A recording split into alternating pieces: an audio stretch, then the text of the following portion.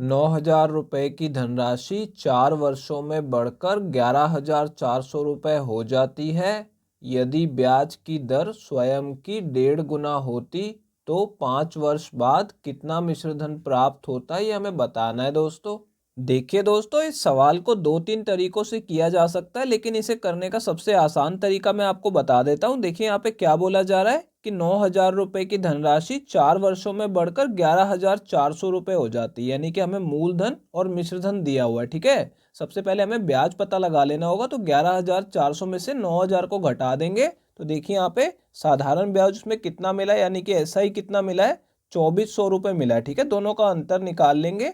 ये हमारा ब्याज आ गया 4 वर्षों का, क्योंकि यहाँ पे समय दिया गया। ठीक है, हमें क्या करना है, हमें 1 वर्ष का ब्याज पता लगाना है, तो इसे मैं 4 से भाग कर दूंगा। तो देखिए यहाँ पे 4 से इसे काटेंगे तो कितना आ जाएगा, 600 रुपये आ जाएगा। ठीक है, यानी कि 1 वर्ष का ब्याज कितना है, 600 रुपये है। ठीक है, अब देखिए आगे क्या बोला जा रहा है कि ब्याज की दर स्वयं की 1.5 गुना होती तो 5 वर्ष बाद कितना मिश्रधन प्राप्त होता।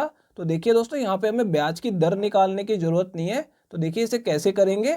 यहाँ पे ब्याज कितना मिल रहा है, 600 रुपये, 1 साल का ब्याज मिल रहा है। ठीक है, अगर ब्याज की दर 1.5 गुना होती तो ब्याज भी 1.5 गुना मिलता, तो हम क्या करेंगे, 1 वर्ष के ब्याज को 1.5 गुना कर लेंगे। ठीक है, हमें दर निकालने की यहाँ पे जरूरत नहीं है, सीधा हमें ब्याज को ही 1.5 गुना कर लेना है।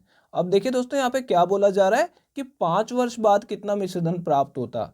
ये जो यहाँ पे हमारा ब्याज है ये 1 वर्ष का होता। ठीक है, तो 5 वर्ष का ब्याज कितना हो जाता, यहाँ पे हम 5 से और गुणा कर देंगे। ठीक है, तो यहाँ पे देखिए पॉइंट हटाऊंगा तो नीचे 10 आ जाएगा। ठीक है, 0 से 0 काट देंगे। अब इन तीनों को गुणा कर लेते हैं। ठीक है, तो देखिए यहाँ पे 15 छिका 90 होता है, 90 में 0 लगेगी तो 900 हो जाएगा। ठीक है, 900 को 5 से गुणा करेंगे तो कितना आ जाएगा, 4,500 रुपये आ जाएगा। ठीक है, यानी कि 5 साल में कितना ब्याज प्राप्त होता, 4,500 रुपये प्राप्त होता। लेकिन दोस्तों सवाल में हमसे मिश्रधन पूछा जा रहा है, तो मूलधन देखिए कितना था, 9,000 रुपये था। ठीक है, अगर 9,000 रुपये पे 4,500 रुपये ब्याज प्राप्त होता तो मिश्रधन कितना हो जाता, 9,000 में 4,500 को जमा कर देंगे। ठीक है, तो इन दोनों को जमा करेंगे तो कितना आ जाएगा, 13,500 रुपये आ जाएगा। यानी कि 5 वर्ष बाद कितना मिश्रधन प्राप्त होता, 13,500 रुपये प्राप्त होता।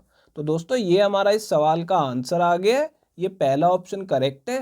किसी धनराशि पर 12.5% वार्षिक दर से 3 वर्ष का साधारण ब्याज 2,500 रुपये प्राप्त होता है, तो वह धनराशि कितनी है, ये हमें बताना है दोस्तों।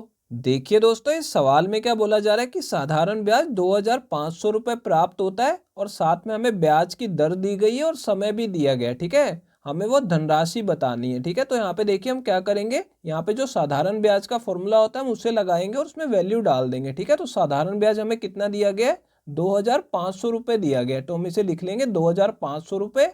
अब ये किसके बराबर होता है, PRT, और भाग करते हैं 100 से। ठीक है, तो P हमें निकालना है, यानी कि मूलधन निकालना है, तो इसे P लिखा रहने देंगे। और दर देखिए 12.5% दी हुई है। ठीक है, तो इसे गुणा करके लिखेंगे, 2 का गुणा 12 में करेंगे 24 और 1 जमा करेंगे तो 25 ऊपर आ जाएगा। ठीक है, और नीचे 2 लगा देंगे। तो यहाँ पे देखिए ये हमने लिख लिया। अब हमें समय कितना दिया गया, 3 सही 1/3 वर्ष दिया गया है, तो 3 का गुणा 3 में करेंगे और 1 जमा करेंगे तो कितना हो जाएगा, 10/3 हो जाएगा। ठीक है, तो यहाँ पे समय का गुणा कर देंगे 10/3 वर्ष। ठीक है, अब इन तीनों को 100 से भाग करना होता है, तो यहाँ पे मैं P के नीचे 100 लगा दूंगा। ठीक है, अब देखिए दोस्तों हमें इस P की वैल्यू निकाल लेनी है सॉल्व करके। तो देखिए यहाँ पे 0 से 0 काट दूंगा मैं, और देखिए 25 से इसे काटेंगे तो ये 10 पे कट जाएगा। अब हमें इन सबको गुणा कर लेना है, तो देखिए 3 दूनी 6 और 6 का गुणा 100 में करेंगे तो 600 आ जाएगा। ठीक है, और 600 को 10 से गुणा करेंगे तो कितना आ जाएगा, 6,000 रुपये आ जाएगा।